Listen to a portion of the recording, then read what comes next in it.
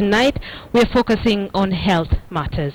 A dying man is denied treatment, all because he does not have money.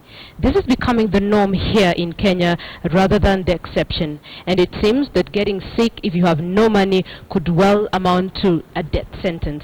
Our reporter Sharon Momanyi puts this sad reality into perspective for you. One painful step after another, Zephaniah Nyang'wara is helped out of his Ngong home by his family. Diagnosed with kidney failure in August this year, Zephaniah, who is a former member of parliament for Bomachoge constituency, tells us that such is what his life has been since 2003, in pain and needing a lot of support. When they discovered that I had diabetes and high blood pressure, then all through I've been going to hospital, being given medicine until last year when I became seriously sick, and I've been going to one of the private hospitals in Kisii. So it was until August when again I became seriously sick. And when I went back to hospital, the high blood pressure was around 240. Then I was advised to be admitted in hospital. And when the doctor looked at me, he realized that the kidneys had failed. But the cost of managing the condition has been overbearing to the former legislator. Dialysis, I normally go 3 times a week. And one session costs 10,000. Then drugs per week is 5,000, and I normally do tests once after 2 weeks, which costs around 12,000.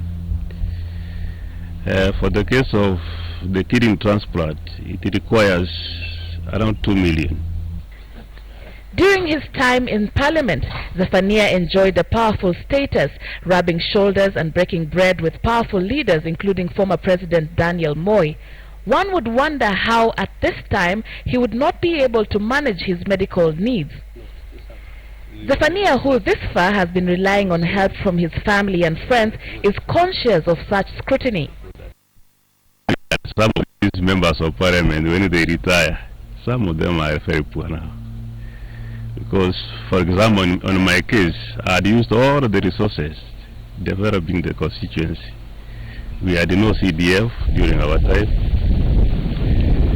And I had decided to make sure the constituency also is developed. And that is how I ended up being poor. Soon after his term ended in 2002, Zephaniah says he started ailing and as such could not get employment. He has had to sell most of his property back in Kisii County to manage his medical needs as well as support his family. At the moment, he says that 5 of his children are out of school because he cannot pay for their fees. I don't have any job. I'm just outside here. But friends and relatives have been contributing until almost now the account is being exhausted. They are almost becoming tired. So it is very difficult at the moment. Yeah, sometimes I can miss 10,000 and even stop going for dialysis.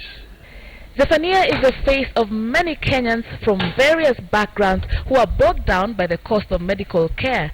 More lose their lives for the same reason. Take the case of Alex Magada, who died last week as he could not be admitted in various hospitals for lack of funds.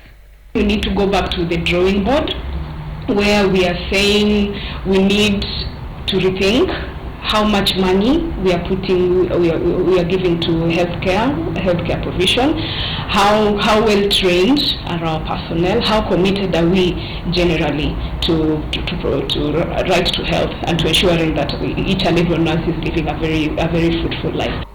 A A health bill that is currently in Parliament seeks to address the issue of emergency medical services to patients. A different conversation that begs attention is that of the high cost of medical care in the country.